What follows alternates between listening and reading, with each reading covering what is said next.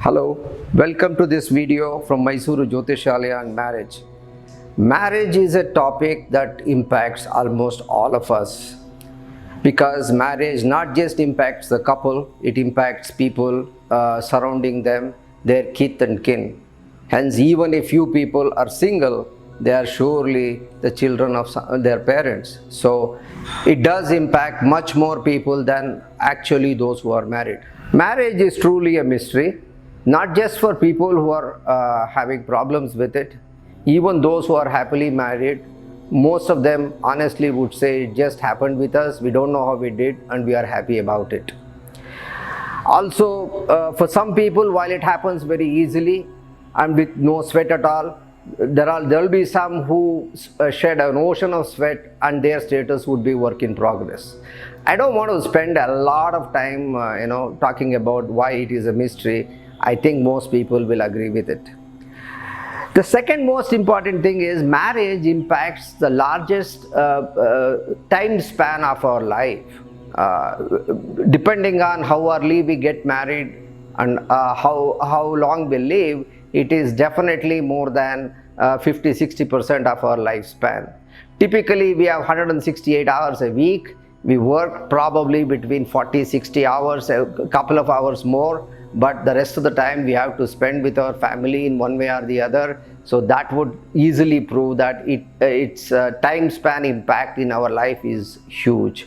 The next aspect is there is a huge difference in quality of life if we get this right and if we get this wrong. And it is not just the quality of the life of the couple involved, it is also the quality of life of those who are their kith and kin and those who care for them. So hence, marriage becomes a single most important decision in our life. If we get it right, life is something, and if we get this wrong, life can be completely different. This is something our ancestors, I think, would have understood it a long time ago, and they have worked on it in detail as to how to get this decision right. Especially this is a very detailed topic in Vedic astrology, and astrology and marriage is something which is very well known, at least in India, within the Hindu community and others as well. So there is a three-step process that has been recommended in astrology to get this decision right, and that is what I would want to discuss in detail. Even though the roots of this is within the Hindu or Vedic astrology, there is nothing religious about it. Anybody can use it and it works for everyone. So it's entirely up to them to understand it, embrace it, and look for ways and means to improve the happiness quotient in their life. Let us now come to the three-step process to get a marriage right. The first step in the process is to understand oneself by analyzing one's own horoscope.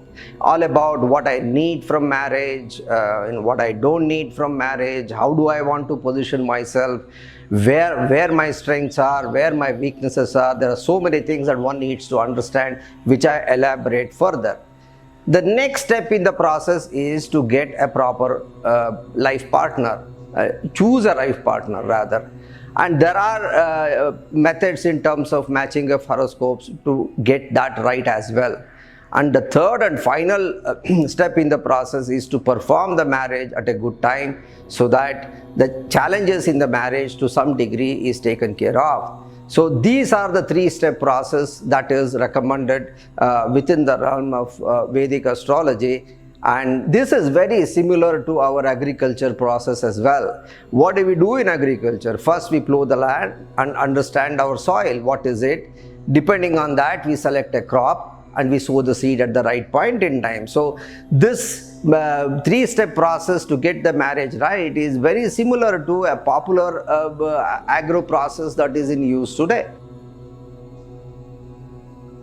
Let us now come to the first step.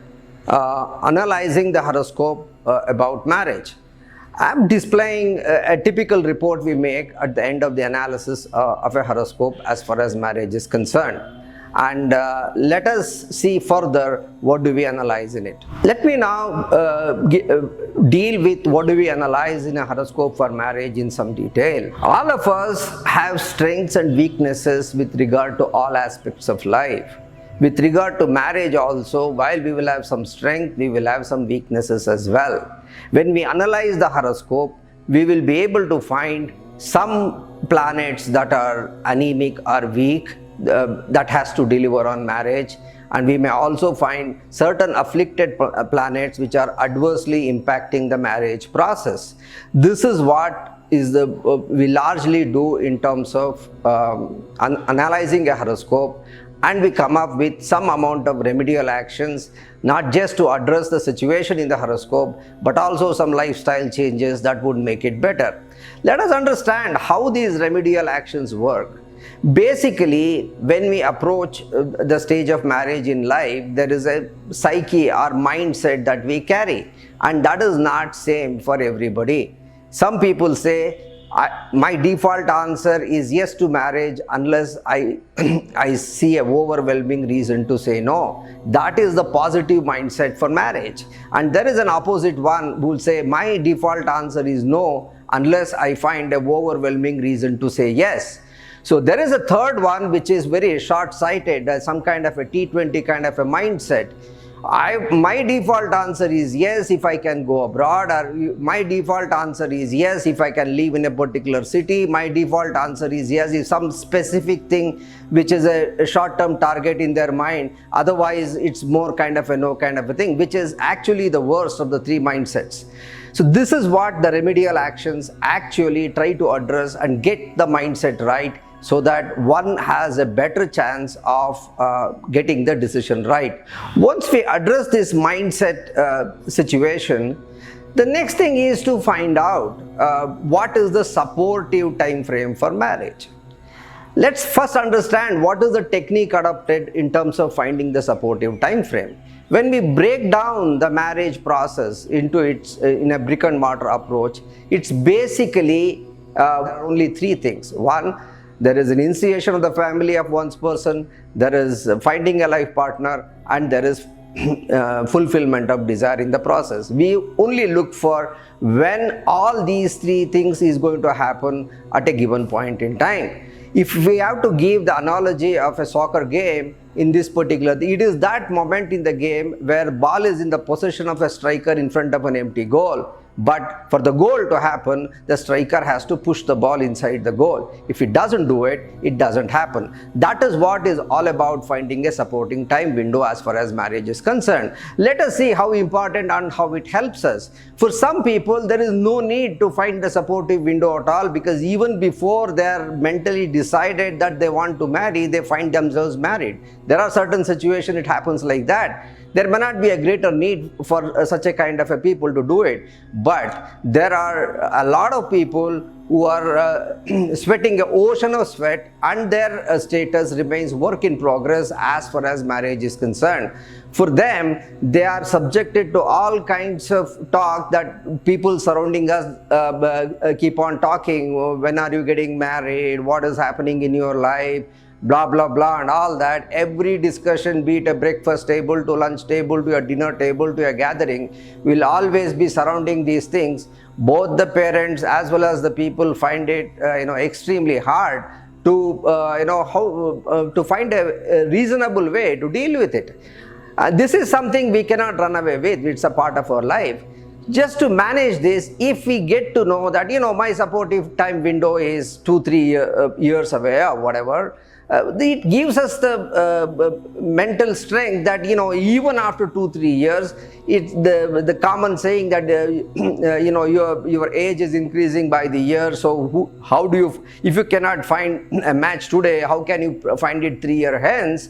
That question gets answered, and it gives an opportunity for people to sleep well. This is the one question of finding a supporting time window for marriage. The second thing is, people have lots of questions in their mind. Marriage is an important junction in life.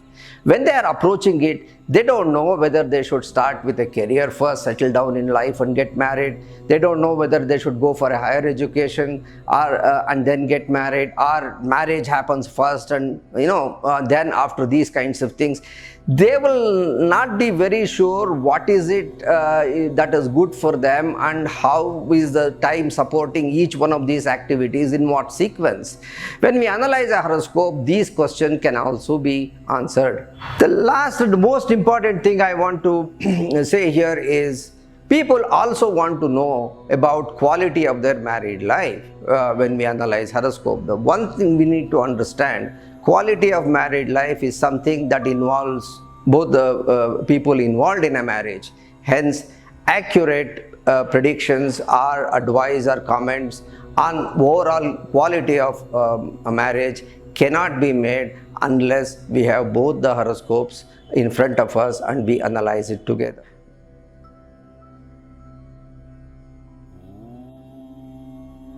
Now let us discuss the second step in the process, matching of horoscopes for marriage.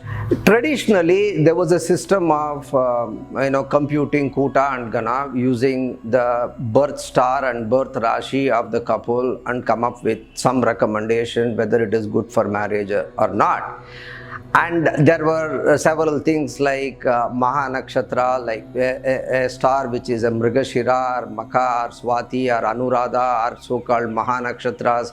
And it was also said there is no significant need for matching of horoscopes for these people. And there were also some bad nakshatra that was talked about, be it an Ashlesha nakshatra, be it a Mula nakshatra, be it a Jeshta nakshatra, be it a Vishaka nakshatra. There used to be things like anybody with Ashlesha nakshatra has to marry someone where mother-in-law is not around, or somebody with Mula nakshatra has to marry someone where father-in-law is not around. Or if it is Jeshta or Vishaka, it is about the brothers-in-law in question. I don't think these are very relevant. Between me and my father, we have worked on this aspect for over 5 decades now, and we can confidently debunk these things as of today. These things are not at all relevant, and this is not the right way to approach it.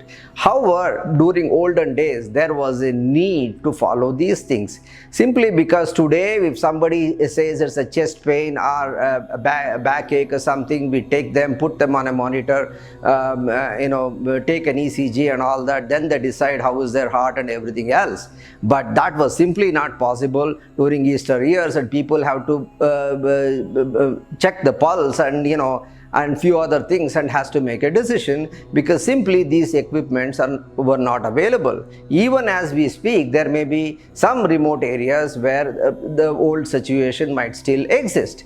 So similarly, astrology and making a horoscope was a bit of a complicated or a complex exercise involving complex math. It was not feasible for everybody to have a horoscope, so they made some kind of an easy process, a shortcut process, wherein they can just have the star, birth star and zodiac sign and make something about it. And even they went one step further, and they coded the birth star for the first letter of the name, and they started even matching name. And in Kannada, in Karnataka, we call it Hesaruvala. So these were the technique that were used. I think it worked during those days, because even for marriage there, the choice was very limited. You have to marry someone either in your village or neighboring villages, and you have to deal with a half a dozen to a dozen choice. It's not like today's time where you have got thousands appearing in your own selection criteria, and you are going through it on a matrimony website to various other means one has today. So whatever that method was relevant for that time, probably 30, 40, 50 years ago. And even it could be relevant in certain remote areas where the situation is very similar to what it was like for us 40, 50 years ago. But today's situation is very different, and tolerance and patience and mental stress situation of people is very different. So it is extremely important to get the matching right to have better chances of getting our marriage decision right. So then let's see, when we do matching differently, what do we care for? There are 4 very important things we care for. The first thing is how happy the people can be when they are together. We call it compatibility when they are together. The second key criteria is how well they trust, connect with each other when they are away. Compatibility when away is the second criteria. The third criteria is compatibility in health. It is extremely important that the health of the couple need to be similar, and not just that if one person is having a weak health, it is not very easy to match with a person who is extremely healthy. I will explain that little later. The last thing is about longevity. The lifespan has to be similar either, because the marriages where one person outlives the other person significantly cannot be considered as a very successful marriage. These are the 4 critical things that we look at in matching of horoscopes. These are the only 4 things that one cannot find out when they meet the other person. The families meet, they discuss, they check background and all that. Making an assessment on these 4 parameters are extremely difficult, but these 4 parameters remain the 4 cornerstones of success for marriage, and astrology is the only means to have any idea about it. Hence it becomes extremely important to check these 4 things before we make a final decision on marriage. We have talked about compatibility. Let us understand how compatibility is assessed while analyzing a horoscope. All horoscopes have strengths or yoga, whatever we can call it, which is normally cherished. There is absolutely no problem on this side of the horoscope. At the same time, all horoscopes have what is called as dosha or affliction, which is what needs to be endured in a long-term relationship. So the best way to ensure or make it easier for a long-term relationship to last happily is to find similarity in afflictions, which we otherwise call as dosha samya. So normally our mindset is, if I am limping, I think limping is normal, and my mindset towards limping is either neutral to positive actually. If somebody else is limping, it doesn't hurt me, I'm perfectly okay with that situation. That is what I'm kind of saying. It's a similarity or dosha samya we are looking at in horoscope. This is something that's spread across different aspects of life. So that's how we come across overall matching in terms of horoscope with the help of dosha samya.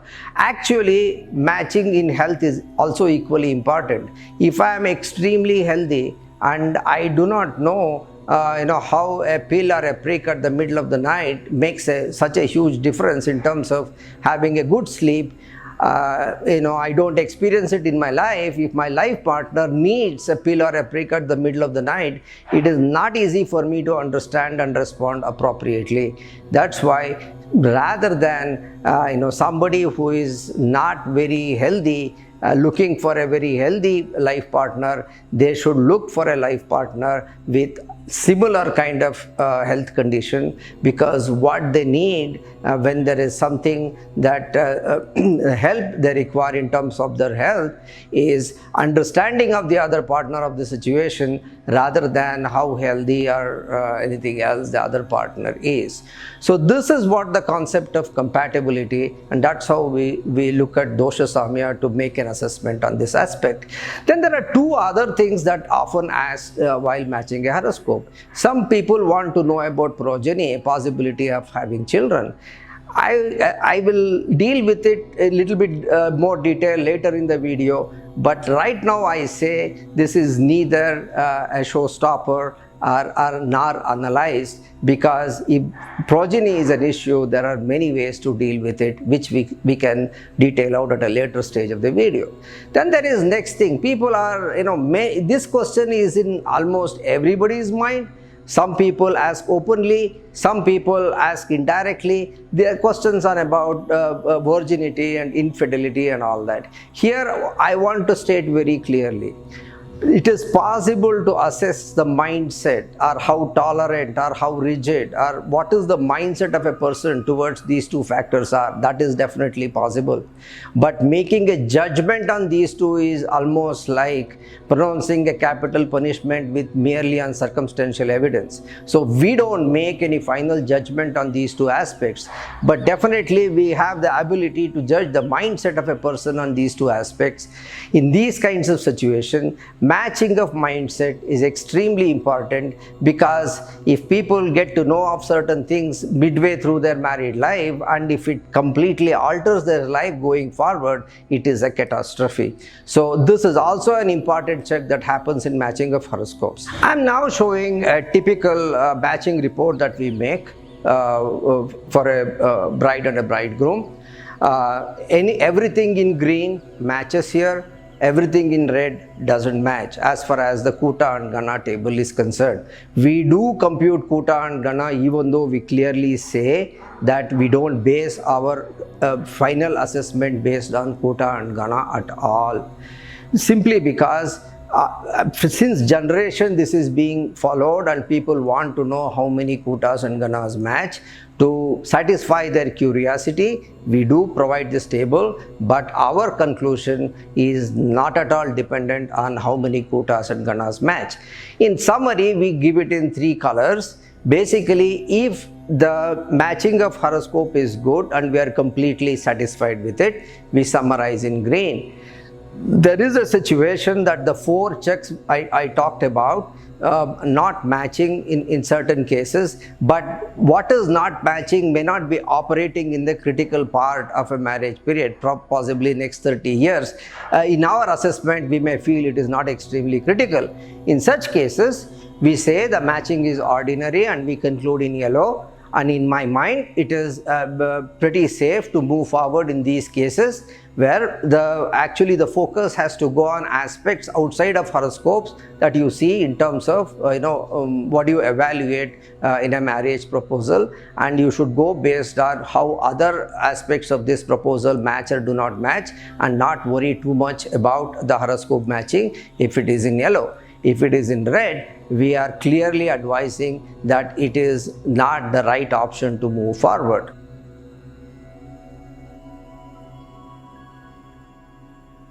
Now we come to the last step, which is finding auspicious time or muhurta.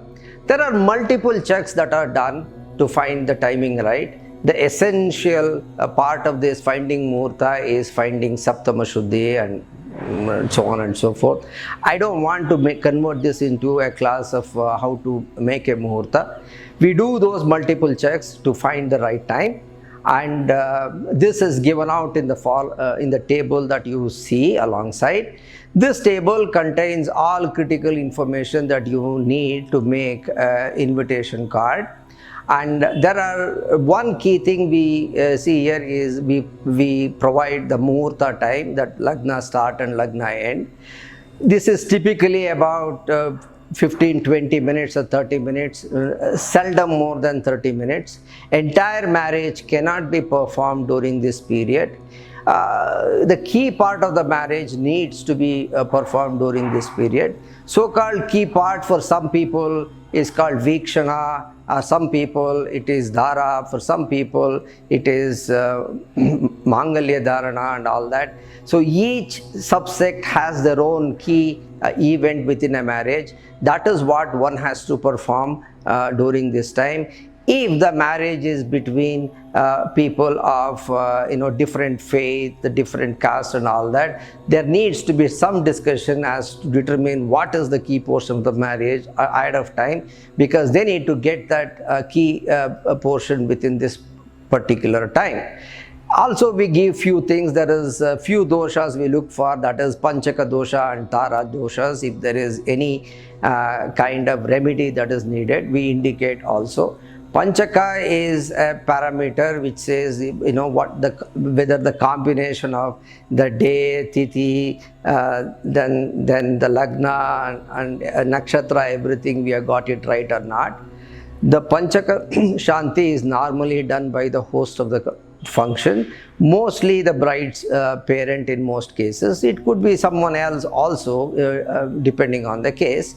And the Tara Shanti individually for either the bride or the bridegroom is indicated, and that's what they should do. And this is done at the beginning of the day of the marriage when they do Sankalpa. Normally when they come up on the podium and they start the rituals, at that time these shantis are done, and the relevant priests are very conversant with it. I think once they have this report, they should be able to deal with it.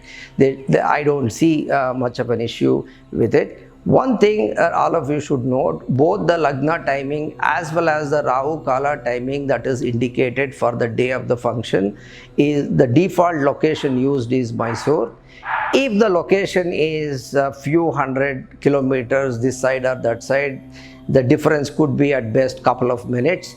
From Mysore to Bangalore, it's typically couple of minutes is the difference.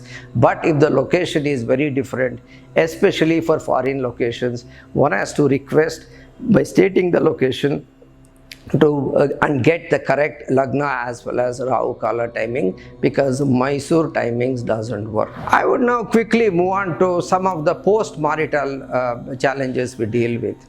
I mean, there are very many varied challenges which needs to be looked individually, which I cannot cover in this particular video. But two common topics I cover. One is marital discard and other is progeny. I'm displaying a typical marital discard analysis report we make alongside. Here the first and fundamental question is, what is the right thing at this point in time, either separation or rapprochement? In our experience, whenever effective use of matching of horoscopes is made, the marital discard cases we get are very few and very rare. So one of the preventive steps for marital discard is effective use of matching of horoscopes prior to the marriage. But of course, it cannot be done all the time. So still, if there is a problem on hand, we need to look at what best can be done. As I said, the first assessment is to see what is the fit case here. Is it separation or is it rapprochement? A rapprochement case is advised if there is a more than fair opportunity for the couple to live happily after making certain adjustment going forward. Maybe not now, maybe a few months to a couple of years later, even that is fine. If the life ahead is going to be better, rapprochement is advised. Even in cases where we feel a life ahead is not going to be all that very good even after separation, even cases where we find that life can be a little challenging, we would rather lean towards rapprochement rather than separation. But there will be cases where separation would be absolute clear option. In that particular case, we are not afraid of advising it and also mapping a proper life ahead for people after separation and how they can be happy. So life is very precious, relatively short, even if we live longer. So we have to find all means that we can be happy during the rest of our life, even if we get few decisions wrong. Once we make the rapprochement or separation decision, what to advise, the next thing is to come up with the supportive time window when it is relatively easy to execute either separation or rapprochement. That way it makes the whole thing relatively easier.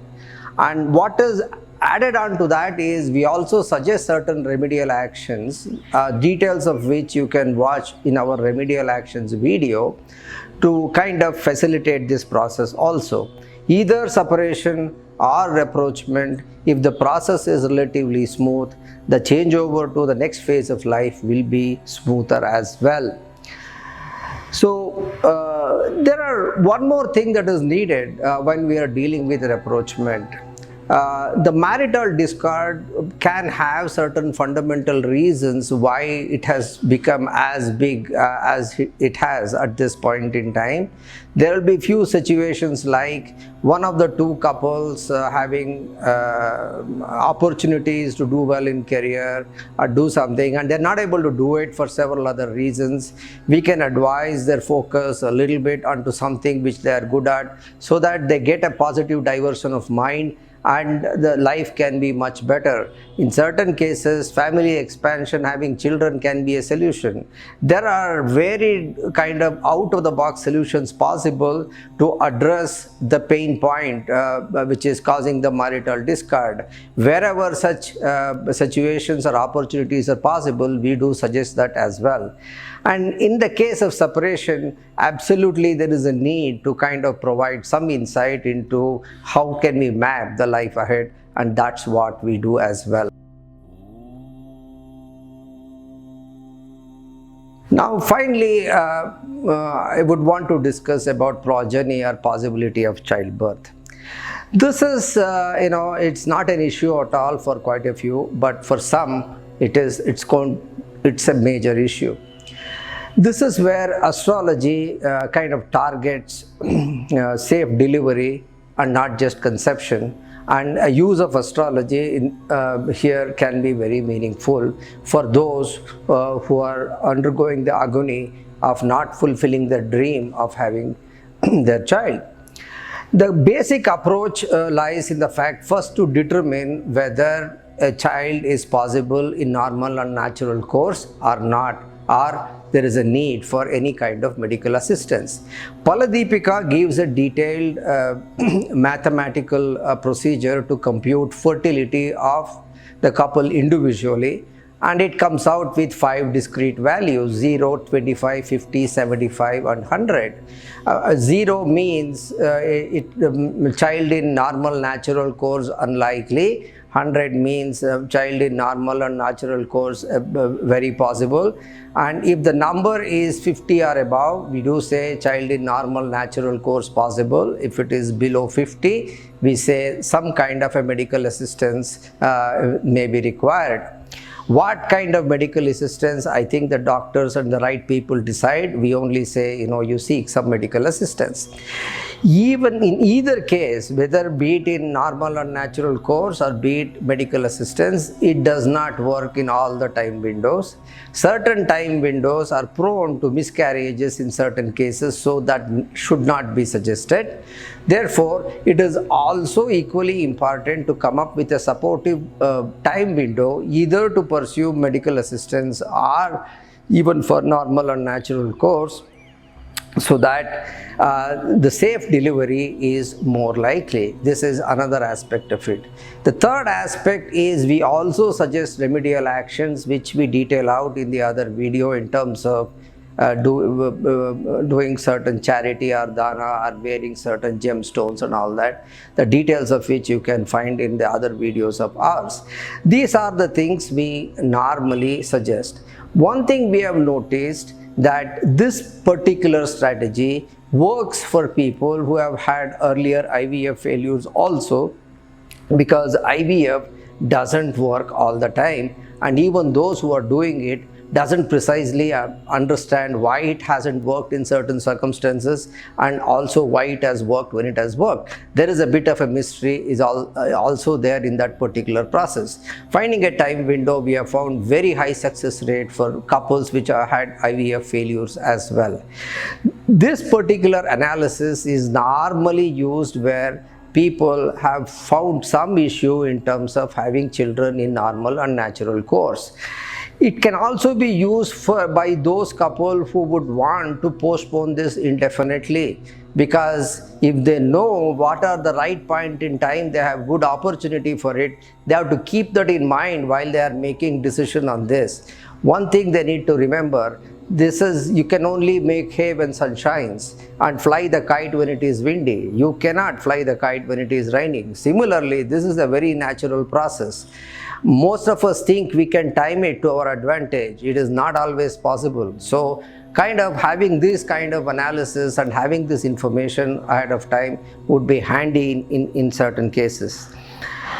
One thing, this is only one prediction which needs a lot of effort and time, so we cannot finish it off in one go in a face-to-face discussion. We need usually at least a few days to a week to finish the computation and then discuss it. Since it involves more effort, it also costs a little bit more. Hence, if you have any questions on these things, please do find out with us ahead of time so that you have all clarity on this thing. Every other question we can answer face to face in one meeting, but question on progeny needs a lot of effort and it also needs a lot of time. So we normally do it in couple of meetings. That's all I wanted to discuss in this particular video. In terms of Vedic astrology and marriage, I just want to summarize like this. Marriage is definitely a bit of a mystery in all of our life.